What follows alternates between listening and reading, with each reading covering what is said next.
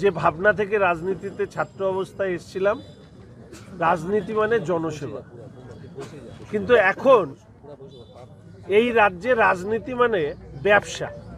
শাসক দলের নেতা মন্ত্রীদের এই যে রকেটের গতিতে সম্পত্তি বেড়েছে, তার কারণ এই কাজ থেকে ওরা টাকা খায়। টার্গেট শিলিগুড়িতে ব্যক্তি সংকট, রাজ্যে টার্গেট বিরোধী দলের বিধায়করা।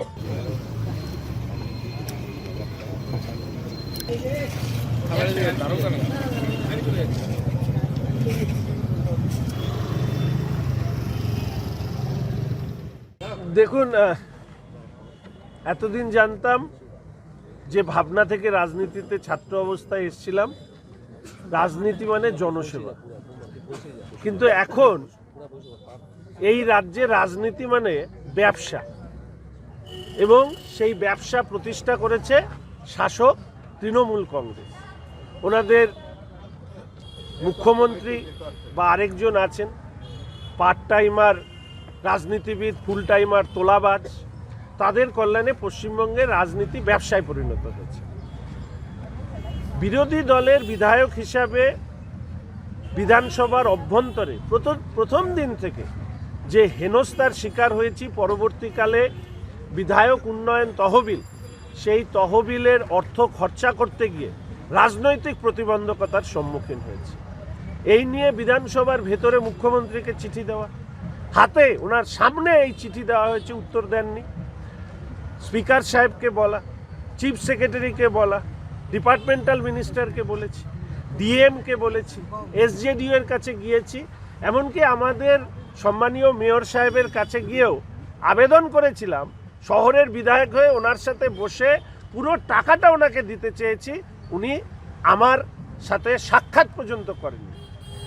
সাংবাদিক সম্মেলন করেছি, উনি উত্তর দেওয়ার পরে আমি পাল্টা সাংবাদিক সম্মেলন করে বলেছি মানুষের সামনে আসুন, আমি কিছু প্রশ্ন করি, আপনি শাসক দলের প্রতিনিধি হিসাবে উত্তর দিন।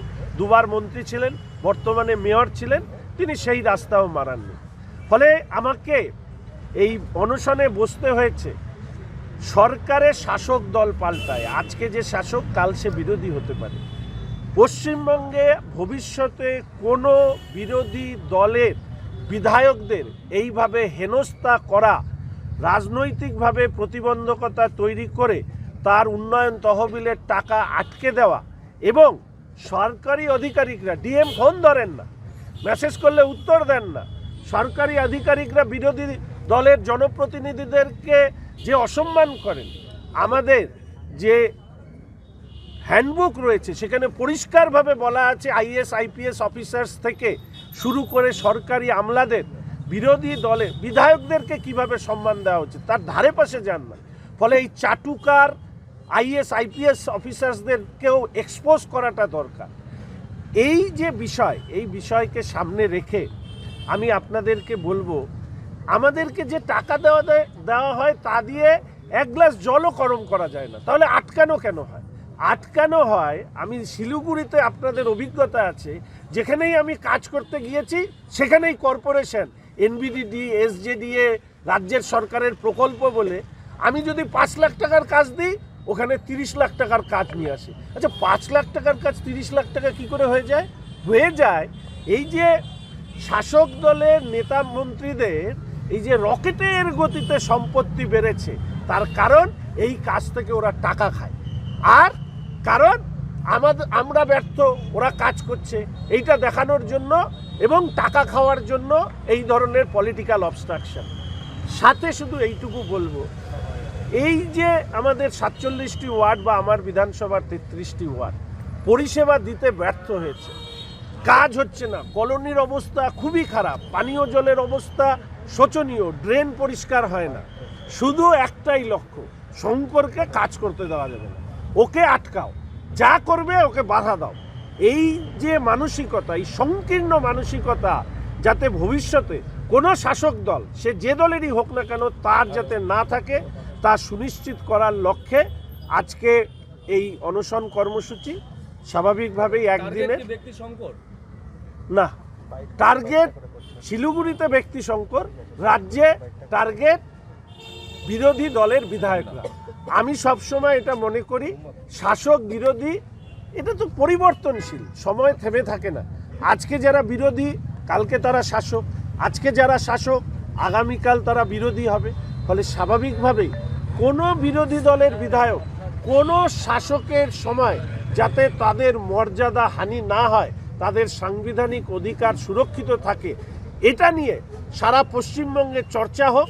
সেই চর্চার জায়গায় নিয়ে আসা উচিত বলে আমি জনগণের দরবারে এসেছি এবং জনগণের দরবারে আজকে রাম মন্দিরের প্রতিষ্ঠা হয়েছিল 22শে জানুয়ারি। এই দিনে আমি শুরু করলাম এবং আগামীকাল এই ভারতবর্ষের বন্দিত রাষ্ট্রনায়ক নেতাজি সুভাষচন্দ্র বোসের জন্মদিন অবধি আমি এই ফাস্টিং বা হাঙ্গার স্ট্রাইক আমি করব। যদি কেউ বাধা দিতে আসে তাহলে ইনডেফিনিট হাঙ্গার স্ট্রাইক করব। মাল্যদানের মাধ্যমে এবং শ্যামাপ্রসাদ মুখার্জি এবং দীনদয়াল উপাধ্যায়ের প্রতিকৃতিতে পুষ্পার্ঘ মাল্যদানের মাধ্যমে ভারত মাতার প্রতিকৃতিতে মাল্যদানে পুষ্পার্ঘ করছেন শিলিগুড়ি বিধায়ক মাননীয় ডক্টর শঙ্কর ঘোষ মহাশয়, শিলিগুড়ি পৌর নিগমের বিরোধী দলনেতা শ্রী অমিত জৈন মহাশয়। আগামীকাল সকাল 8টা পর্যন্ত আমরা এই অনশন কর্মসূচি গ্রহণ করেছি। মানুষের অধিকার আমাদের সঙ্গে সহিত সাহায্যার্থে এবং